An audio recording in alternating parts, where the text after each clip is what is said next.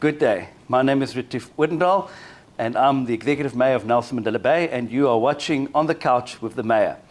With me today is a man that needs no introduction, Cllr, the Deputy Mayor of Nelson Mandela Bay. So tonight we are going to just get to know Cllr a little bit better, and I think that it's important because he's the Deputy Mayor. A lot of us know who Cllr is, but I think we need to hear it out of the horse's mouth, so to speak. So Cllr, you're a legend in Nelson Mandela Bay, but tell us a little bit about yourself and what did you do, how did you get into politics? It's a long story. It's a long journey. It has been so long that it's so with mixed fortunes, successes and mostly failures. But you're successful now, you're the Deputy Mayor. Well, it looks like we are getting, I do reach my destination where I'm going, but I have been unfortunate in my life, or sometimes I say it's a blessing. My journey has always been long and had a lot of twists and turns. But you were very involved in the struggle and here in Nelson Mandela Bay.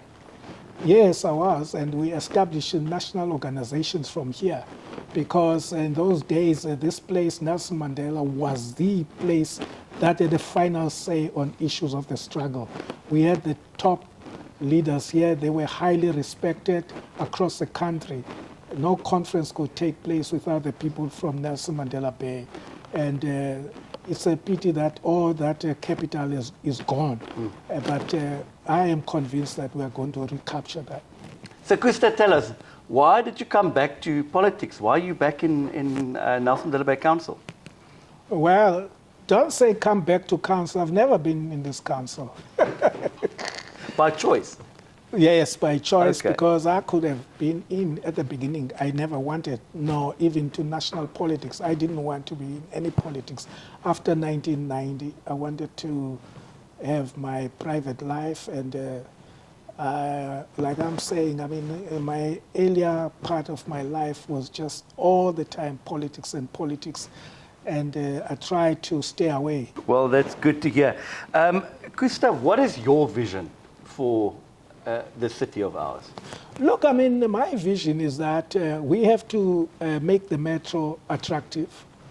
We are fortunate that we got an infrastructure, whether for the banks, for the factories, for education, for the healthcare, for the maritime or the oceans. We got everything here, you know.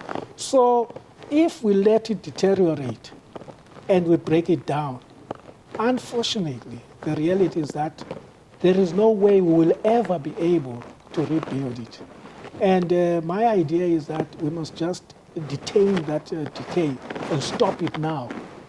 And with a person like the guy called Retief Odendaal, who has been committed himself to properly to the service of the municipality and the residents, because that's what you have.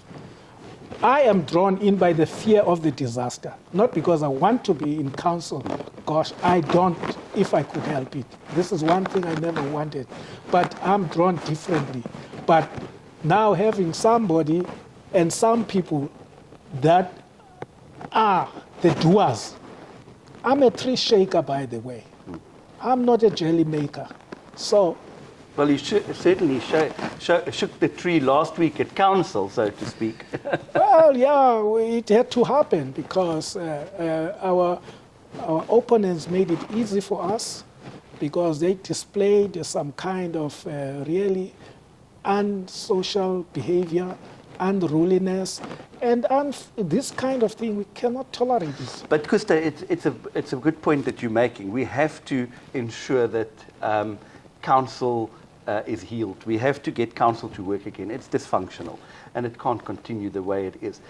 But Cllr, if you have a message for the residents of Nelson Mandela Bay, a short message, a message of hope, what would you say to the people of Nelson Mandela Bay? Look, man, you know what, to build it's easy a country to turn a country or a city around. Okay, we know about New York, we know about India.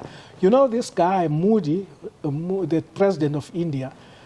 India has turned around so dramatically in a very short space of time.